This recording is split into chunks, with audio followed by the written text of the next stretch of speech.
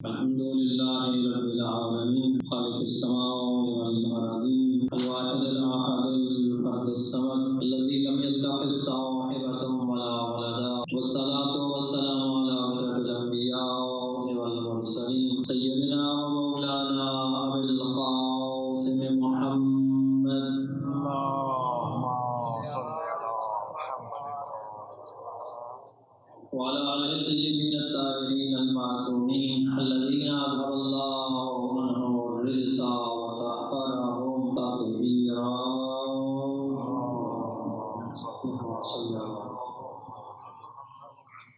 والرحمة على محبيهم ومواليهم واللعنة على أعدائهم من يوم عداوتهم إلى يوم الدين ومن يوم الدين إلى أبد الآبدين. وبعد دعاء بارگاہ رب العزت سے تمام مومنین کی عبادات و اطاعت کو اپنی بارگاہ میں منظور و مقبول فرمائے. پروردگار عالم بحق محمد و آل محمد تمام مومنین کو باہمی اتفاق و اتحاد عطا فرما. وطن عزیز پاکستان کی حفاظت فرما.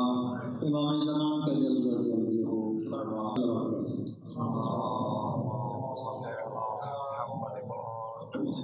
خداوند متعال کی عبادت جہاں انسان کی روحانی پاکیزگی کا ذریعہ ہے، وہیں انسان کے اس دنیاوی یا جسمانی پاکیزگی، طہارت اور نظم و ضبط کا ذریعہ بھی ہے. عبادت کے لیے یہ ضروری ہے کہ اس کو اسی طریقے سے انجام دیا جائے جس طریقے سے کہ خود خداوند متعال چاہتا ہے. ویسے تو ہر بندے کا یہ دل چاہتا ہے کہ وہ اپنی مرضی سے خدا کی عبادت کرے، لیکن مناسب صحیح طریقہ یہ ہے کہ جو خداوند متعال کا اپنا طریقہ ہے، جیسے وہ پسند کرتا ہے اس طریقے سے عبادت کی جائے، اور اس کی پسند ناپسند کا علم اس کے بھیجے ہوئے انبیاء کے ذریعے سے ہوتا ہے، ائمہ طاہرین کے ذریعے سے ہوتا ہے. بتائی ہوئی شریعت پر عمل کر کے انسان خداوند متعال کی خوشنودی حاصل کر سکتا ہے. عبادت میں سے جو اشرف عبادت ہے وہ صلاۃ و نماز ہے. نماز کی بھی کچھ شرائط ہیں، کچھ طریقہ کار ہے، جیسا کہ اس سے پہلے یہ ضروری ہے کہ نماز سے پہلے انسان باوضو ہو، طہارت ہو، غسل یا تیمم کیا ہوا ہو. اب ظاہر ہے ایک اپنا مقام ہے، عام حالات میں وضو کرنا ضروری ہے. اگر انسان کے اوپر کسی وجہ سے غسل واجب ہوا ہے تو پھر غسل بھی کرنا ضروری ہو جاتا ہے، اور اگر وضو یا غسل ممکن نہ ہو تو تیمم کو بجا لانا ضروری ہو جاتا ہے. ان میں سے ہر چیز کی اپنی اپنی جگہ تفصیل اور طریقہ کار ہے کہ جو وقتاً فوقتاً کیا جاتا رہا. نمازی کے لیے جہاں ضروری ہے کہ اس کا جسم پاک ہو اور باوضو ہو، باطہارت ہو، وہاں اس کے لباس کی بھی کچھ شرائط ہیں. یعنی جو لباس نمازی کے تن پر ہے، نمازی کے جسم پر ہے، اس لباس میں بھی کچھ چیزیں ضروری ہیں، کچھ شرائط ہیں کہ جو اس لباس کے اندر ہونی چاہیے. سب سے پہلی شرط لباس سے متعلق جو ہے وہ بھی طہارت کی ہے، پاکیزگی کی ہے، کہ یعنی لباس کا پاک ہونا ضروری ہے.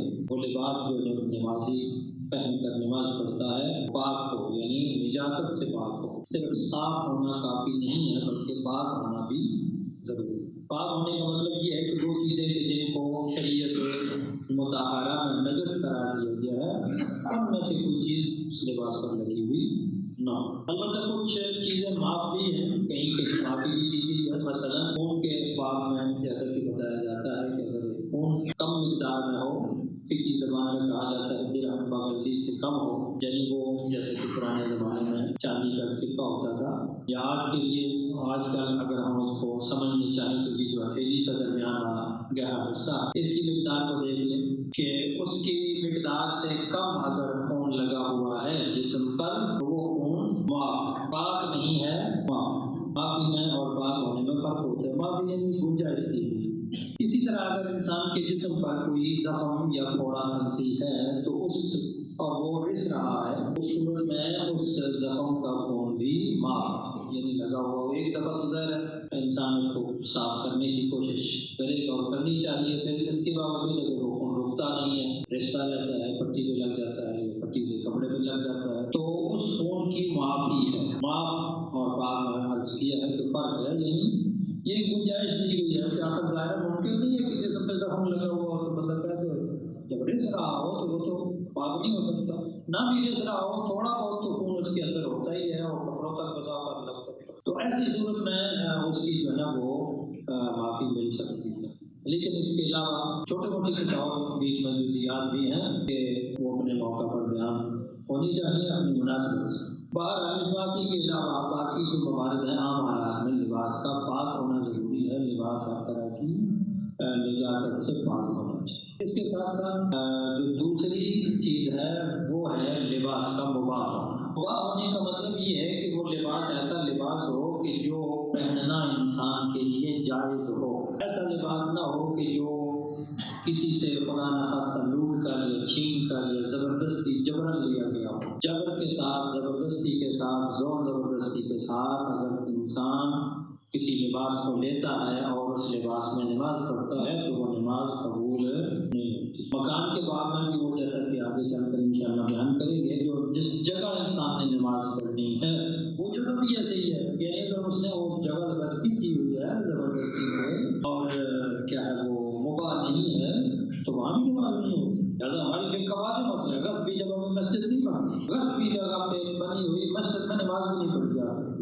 اس مسئلے کو اگر سمجھ لیا جائے تو کئی مسائل ہمارے سماجی مسائل بھی حل ہو جاتے ہیں. پچھلے دنوں کراچی کی مسجد کا مسئلہ بنا، غصبی جگہ کے بنا کے پھر کہتے ہیں یہ مسجد بن گئی ہے تو اس کو گرانے کی اجازت نہیں. یہ تو کوئی قانون نہیں ہے، کوئی شریعت میں یہ بات نہیں ہے. اسلام میں جبر، زور زبردستی اور غصب کی بڑی شدت سے ممانعت ہے. آپ نماز بھی نہیں پڑھ سکتے ایسی جگہ پر اور ایسے لباس میں. تو یہیں سے پھر انسان اندازہ لگا سکتا ہے کہ اگر نماز نہیں پڑھ سکتا غصبی لباس میں، پھر انسان کسی دوسرے کا مذہب کیسے جبری طور پر تبدیل کروا سکتا ہے، کسی کے عقیدے کو کیسے زبردستی اور جبری طور پر تبدیل کروا سکتا ہے. ممکن نہیں، درست ہی نہیں ہے. دعوت متعال نے یہاں اس چیز کی اجازت نہیں دی ہے انسان کو. خیر تو عرض کر رہا تھا کہ یہ ایک اور دوسری شرط ہے کہ جو لباس ہے ہمارا اس لباس کو مباح ہونا چاہیے، یعنی غصبی نہ ہو، چوری نہ کیا گیا ہو. کم از کم اتنا لباس جس میں ستر عورتین ہوتی ہے اس کے لیے تو بہرحال اشر ضروری ہے. بعض فقہا تو کہتے ہیں کہ تمام لباس کو مباح ہونا چاہیے. اور بسا اوقات اس میں تھوڑی بہت تفصیلات بہرحال بھی موجود ہیں. بہتر یہی ہے کہ انسان جو ہے جو پورا لباس پہنا ہوا ہے جس میں اکیلے نماز ہو سکتی ہے. اکیلے نماز ہو سکتی ہے کا مطلب یہ ہوتا ہے کہ جس لباس سے انسان کا ستر عورتین ہو سکے، یا سادہ زبان میں یوں کہیں کہ وہ لباس جو انسان کی ناک سے لے کر گھٹنوں تک کے جسم کو چھپا لے اس میں نماز پڑھی جا سکتی ہے مرد کے لیے. البتہ عورت کے لیے وہ تمام جسم چھپانا ضروری ہوتا ہے سوائے چہرے، ہاتھوں اور پاؤں کے. باقی جو ہے وہ سارا جسم عورت کے لیے چھپانا ہوتا ہے. لیکن مرد کے لیے جو کم از کم لباس ہے نماز کے اندر وہ ہے ناک سے لے کر گھٹنوں تک کا جو ہے نا جسم ڈھکا ہونا چاہیے، چھپا ہونا چاہیے. اس کا یہ مطلب نہیں ہے کہ آپ بندہ نکل پہن کے نمازیں شروع کر دے. یہ مسئلہ اس لیے بیان کیا جاتا ہے کہ تاکہ اگر انسان کو کہیں مجبوری ہو، کسی مشکل میں ہو، کسی مشکل میں ہے، مجبوری میں ہے، لباس پاک نہیں ہے سارا یا صاف نہیں ہے یا کوئی اور مجبوری ہے تو وہاں اتنے مختصر لباس میں وہ نماز پڑھ سکتا ہے. یہ مقصد ہوتا ہے مسئلہ بتانے کا، یہ نہیں کہ بندہ شروع کر دے. تو یہ جو ہے نا عرض یہ کر رہا تھا کہ اتنا لباس جو انسان کے جسم پر ہوتا ہے وہ مباح بھی ہونا چاہیے، پاک بھی ہونا چاہیے. اس کا مطلب یہ ہے کہ اگر کوئی چھوٹا سا کپڑا فرض کریں انسان کے پاس ایک رومال ہے، چھوٹا سا رومال میں تو ستر عورتین نہیں ہوتا، جسم سارا نہیں ڈھانپا جا سکتا، یہ کم از کم ناک سے گھٹنوں تک کا جسم نہیں ڈھک سکتا. تو اس میں اگر کوئی مشکل ہے یا مباح نہیں ہے تو اس میں تھوڑی بہت گنجائش نکل سکتی ہے. اگرچہ وہ بھی مجبوری کی بات ہے کہ یہ تو نہیں ہے کہ بندہ اب یہ کام شروع کر دے. شریعت میں ہر صورت ایک چھوٹی سی سوئی برابر چیز کو غصب کرنے کی بھی اجازت نہیں. جبراً کسی سے اتنی معمولی سی چیز بھی بندہ نہیں لے سکتا کیونکہ بہرحال اپنی جگہ گناہ کبیرہ ہے. دوسرے کے مال کو لینا، غیر کے مال کو لینا جو ہے وہ ایک گناہ کبیرہ ہے. تو یہ دوسری شرط ہو گئی کہ مباح ہونا چاہیے، پاک ہونا چاہیے لباس، پھر مباح ہونا چاہیے. اور اس کے ساتھ ساتھ دو شرطیں ایسی ہیں جو مخصوص ہیں مردوں کے لیے. وہ یہ کہ خالص ریشم کا لباس مرد نہیں پہن سکتے.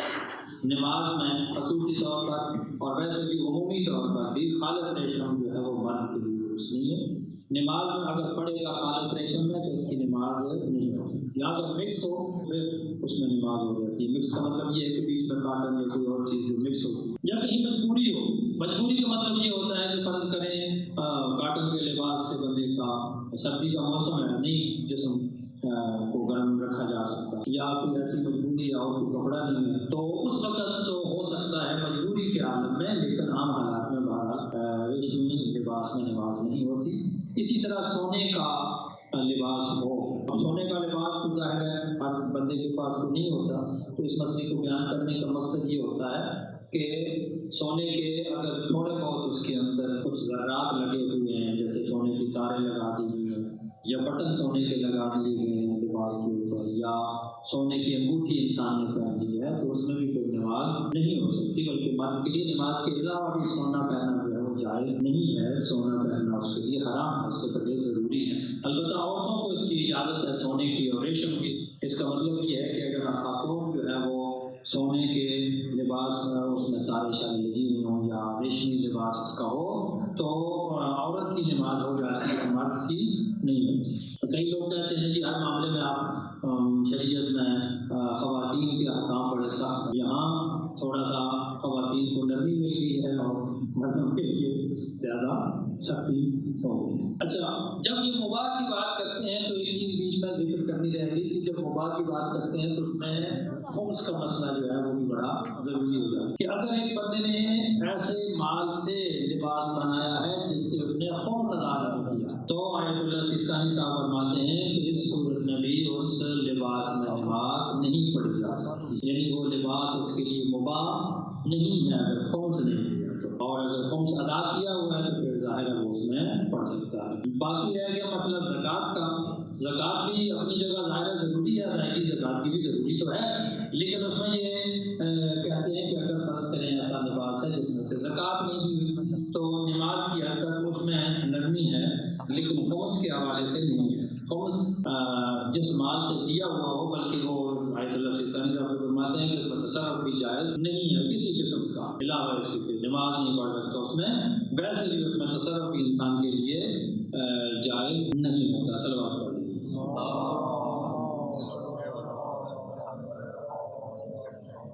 اسی طرح جب لباس کی ہم بات کرتے ہیں تو لباس کی دیگر شرائط میں سے ایک شرط یہ بھی ہے کہ جو انسان کا لباس ہے وہ ایسے جانور کے چمڑے یا اون وغیرہ سے نہ بنا ہوا ہو جو حرام گوشت ہے۔ حرام گوشت جانور کے ظاہر ہے چمڑے کی چیزیں بھی تو ملتی ہیں بازار میں بنی ہوئی ہوتی ہیں، اگر وہ حلال گوشت جانور کی چمڑے سے بنی ہوئی ہے تو اس میں نماز پڑھی جا سکتی ہے، لیکن اگر حرام گوشت ہے پھر اس میں نماز نہیں پڑھی جا سکتی۔ یعنی لیدر وہی مطلب بات ہے، اگر باہر سے درآمد شدہ ہے تو پھر تو احتیاط کرنی چاہیے، جو امپورٹیڈ چیزیں ہوتی ہیں اگر لیدر وہ امپورٹیڈ ہے تو چونکہ بیرونی ممالک میں تو اس کی پابندی نہیں کی جاتی نا، وہ تو ہر جانور کی چیز بنا لیتے ہیں، لیکن اگر آپ انسان کو اطمینان ہو کہ یہ مسلمان ملک میں چیز تیار ہوئی ہے اور مسلمانوں نے اس میں فقہی اور شرعی قوانین کی پابندی کی ہوگی، جو کہ آج کل کم کرتے ہیں کیونکہ تجارت میں اصل چیز جو ہوتی ہے وہ نفع کمانا ہوتا ہے۔ آج کل یہ دیکھا جاتا ہے کہ کون سی چیز کا منافع زیادہ ہے، منفعت زیادہ ہے، باقی چیزیں جب حرام جانور جو ہے وہ حلال کی جگہ ان کا گوشت لوگ بیچ دیتے ہیں تو پھر باقی چیزوں پر کون سی انسان کو اپنے اعتماد رہ جاتا ہے۔ بہرحال پھر بھی اس نے ظن کیا جا سکتا ہے مسلمان ملک کے اندر بنی ہوئی چیز پر ہو، لیکن جو امپورٹڈ ہے اس میں تو خصوصی اجتناب کرنا چاہیے جب تک کہ آپ کو یقین نہ ہو۔ اگر آپ کو یقین ہو کہ یہ پاک ہے، یا اچھا ایک طریقہ یہ بھی ہوتا ہے حرام گوشت جانور کو اگر ذبح کر دیا جائے، اس کا گوشت تو کھانا جائز نہیں ہے لیکن پھر اس کا چمڑا جو ہے اس کا استعمال جائز ہو جائے گا اگر صحیح طریقے سے ذبح کیا جائے۔ اسی طرح بعض چیزیں جو چھوٹے جانور ہوتے ہیں نا جن کا خون جو ہے وہ جہندہ، فقہی زبان میں کہتے ہیں خون جہندہ جن کا نہیں ہوتا، یعنی اگر اسے ذبح کیا جائے تو اس کا خون دھار مار کے نہیں نکلتا، ایسے جیسے بچے کا خون ہوتا ہے تو اس کا خون ایسے ہی جہاں مارے گی کہیں نکل جائے گا، بہہ جاتا ہے، جون کا خون ہوتا ہے، سانپ کا ہوتا ہے، یہ جانور جو ہوتے ہیں یہ خون جہندہ نہیں ہوتے۔ اسی طرح جیسے یہ گلہری ہے یا اس طرح کے جانور ہیں، اس کا چمڑا بھی بڑا نرم ہوتا ہے، بڑی مانگ ہوتی ہے، تو اس قسم کے جانوروں کا اگر چمڑا ہو تو اس میں نماز جو ہے وہ پڑھی جا سکتی ہے، چونکہ ان کا مردار نجس نہیں ہو۔ جس جانور کا خون جہندہ ہو یعنی اس کا خون دھار مار کے نکلتا ہے، تیزی کے ساتھ ٹک کر نکلتا ہے، تو اس جانور کا مردہ نجس ہے، اور اس کا جب مردہ نجس ہے تو اس کا چمڑا بھی اسی طرح نجس ہے، یعنی اس سے جو بھی چیز اتاری جائے گی، چمڑا ہو، خون ہو، جو بھی چیز اتاری جائے گی وہ نجس ہو۔ لیکن جو ہے نا وہ یہ جو جاندار ہیں ان کا جو ہے نا وہ بھارت چونکہ خون اس طرح نہیں ہوتا تو ان کا پاک ہے اور اس میں پڑھا جا سکتا ہے. صلوات پڑھ لیجیے.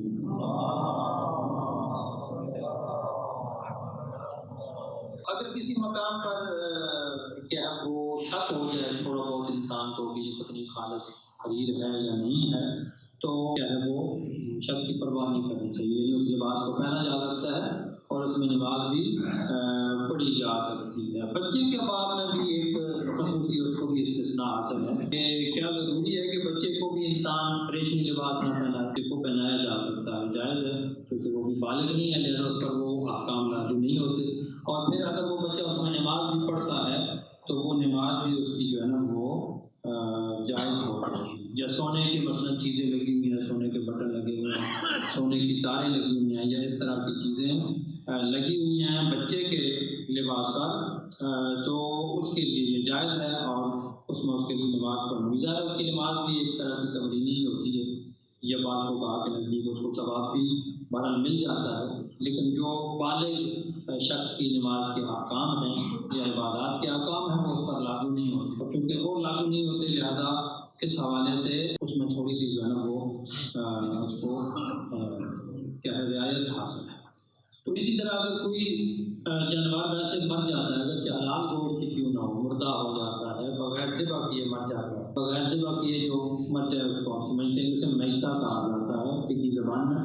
تو جو مردار یا میتہ ہوتا ہے وہ بھی نجس ہوتا ہے اور اس کا چمڑا اگر اتارا گیا ہے تو وہ بھی پہننا جائز نہیں ہے اور اس میں بھی نماز نہیں ہوتی. اس مردار سے بھی استثناء جو ہے صرف ان جانداروں کو حاصل ہے جو چھوٹے جاندار ہیں اور جس میں خون جن کا جیسے کہ پہلے عرض کیا کہ خون جہندہ نہیں ہوتا, یعنی کہ ان کا خون تیزی کے ساتھ نہیں نکلتا, آہستگی سے نکلتا ہے. جیسے وہ مثال عرض کی سانپ ہے, جونک ہے, مچھر ہے, اس طرح کے جاندار جو ہوتے ہیں ان کا مردار بھی نجس نہیں ہوتا. اس لیے اگر فرض کریں آپ کے جسم پر مچھر کا خون لگا ہوا ہے یا لباس پر بھی مچھر کا خون لگا ہوا ہے تو وہ بھی معاف ہے, اس کی بھی معافی ہے, اس میں بھی نماز پڑھی جا سکتی. ہاں اگر وہ خون انسان کا اپنا خون ہو تو پھر تو ظاہر ہے اس میں وہ معیار دیکھیں گے کہ جو پہلے معیار بتایا ہے کہ اس سکے سے زائد ہو یا انسان کی ہتھیلی کے درمیانی گہرے والے حصے سے زائد اگر مقدار میں ہو تو اس صورت میں جو ہے نا وہ معاف نہیں ہوتا, اور اگر اس سے کم ہو تو وہ معاف ہوتا ہے. وہ اس پر اپنے جو شرائط ہیں وہ اس پر لاگو ہوں گے. صلوات پڑھنے کی بات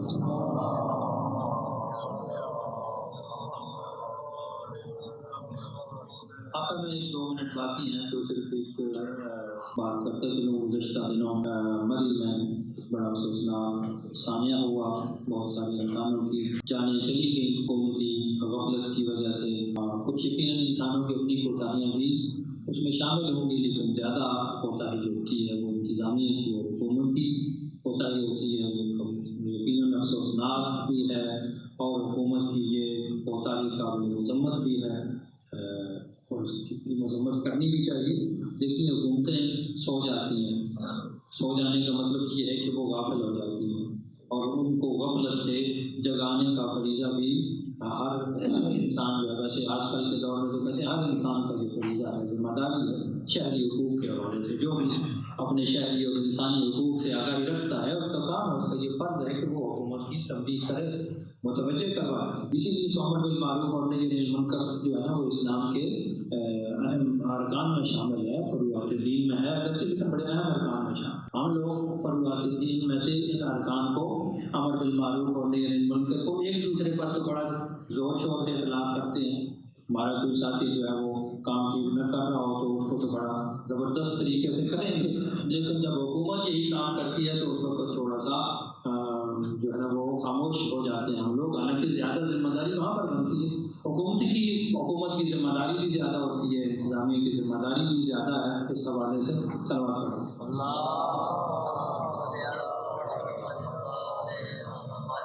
تو بہرحال انتظامیہ کو یہ ذمہ داری یاد دلاتی رہنا چاہیے کہ انسانی جان کی حفاظت ریاست کی پہلی ترجیح ہونی چاہیے. تو یہ انتظامیہ کا کام تھا کہ اگر موسم زیادہ خراب تھا تو وہ لوگوں کو وارننگ جاری کر دی جاتی کہ آپ اس طرف نہ جائیں، موسم زیادہ خراب ہے، حالات کنٹرول سے باہر ہو سکتے ہیں۔ پھر بھی اگر دیکھ رہے تھے حالات تھوڑے سے قابو سے باہر ہو رہے ہیں تو وہاں راستے کو بند کر دیا جاتا۔ پھر اس کے ساتھ ساتھ سڑکوں پہ مشینری لگائی جاتی کہ برف کو کیسے صاف کیا جاتا ہے، لیکن یہ سارے کام حکومت نے نہیں کیے، اور حکومت اپنی جو ہے نا وہ پوائنٹ سپورٹ میں لگے رہے، اتنی گاڑیاں مری میں پہنچ گئی ہیں تو اس کا مطلب یہ ہے کہ وہاں بڑی خوشحال ہے۔ یہ کہاں سے مطلب آپ نے نکال دیا؟ 22 کروڑ آبادی میں سے 1 لاکھ بندہ اگر وہاں پہنچ گیا تو یہ دلیل ہے کہ پوری وہاں خوشحال ہے؟